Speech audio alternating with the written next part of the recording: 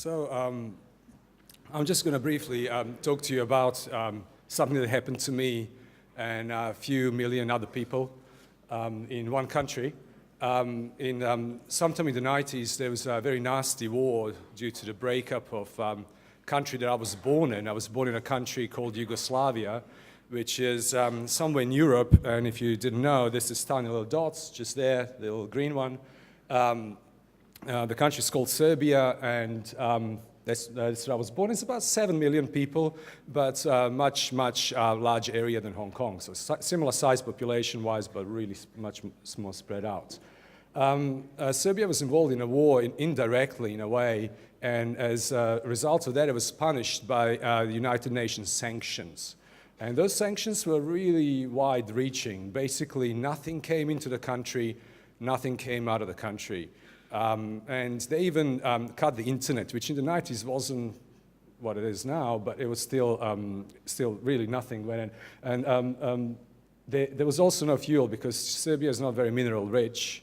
There was no fuel coming in, and things just got really out of hand. Of course, there's also the stupidity of the government and politicians to take into account. We should never underestimate that. But this was the inflation, annual inflation. It's a very, very large number.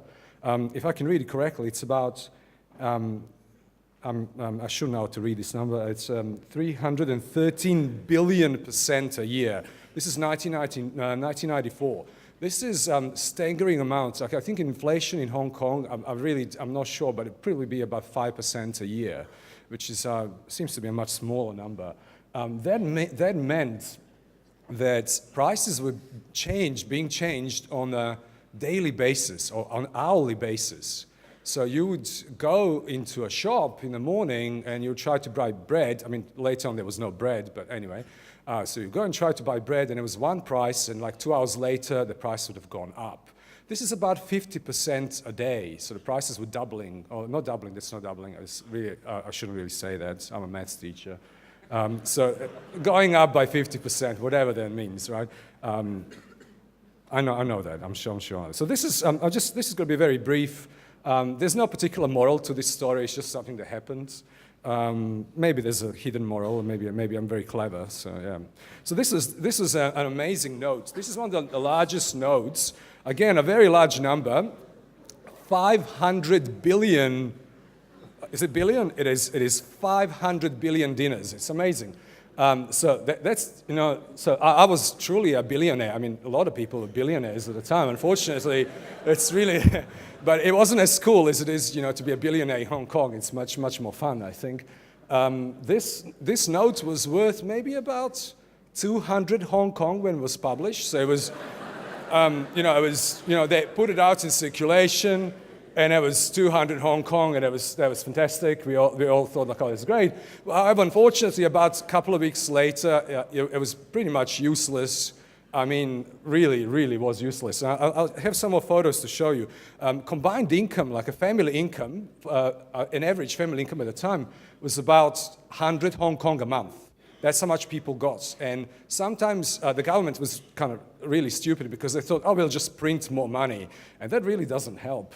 So when they needed money to pay people, they just print more money, and so the value just went down and down and down. So it's really shocking. There's some more zeros. I really don't know. So it's really, I mean, there's sad parts to it as well, because you can see old people going into the store, but they have money from last week, right? And then they can't buy anything. Unfortunately, the poor people at the cash register had to tell them, well, I'm really sorry, but that money is really not worth anything. It's not that it was. This is supermarkets. It's really cool. We weren't really spoiled for choice there. It was very easy not going there. Really nothing to. That was in the 90s as well. That's really what it looked like. I remember once going in there. That was before it looked like that. There was a stage before this, and they had shelves, and on the shelves they had these huge buckets, 2 kgs of mustard, and that was the only thing that was in the supermarket. Mustard in 2 kgs buckets. It was unbelievable. This is very cool as well. This is at a local market. Serbia has markets similar to Hong Kong, not as colorful, but you know. It's, so this is an example, and he's got here. It's really funny. Almost like he's measuring money, and it's a total chaos. Like Really, really interesting. This is also money, but that money is in the rubbish. If you notice, there's a rubbish bag, and it's full of money, and it's really, you can only recycle it. You know, I'm not even sure that it's recyclable. That was in Belgrade. It's really, really cool. This is just the United Nations. So this, I just want to draw attention to a slightly darker side. United Nations have a slightly darker side. They're not, I mean, they do a lot of good things. They do really amazing things, but there's a dark side to the United Nations. And sanctions is a very crude tool. And due to these sanctions, what happened basically is that the sanctions were aimed against the government, against the politicians. But what happened is that those very politicians got richer and more powerful. They could buy more guns, and they got way richer from the sanctions through illegal trade and other sort of things.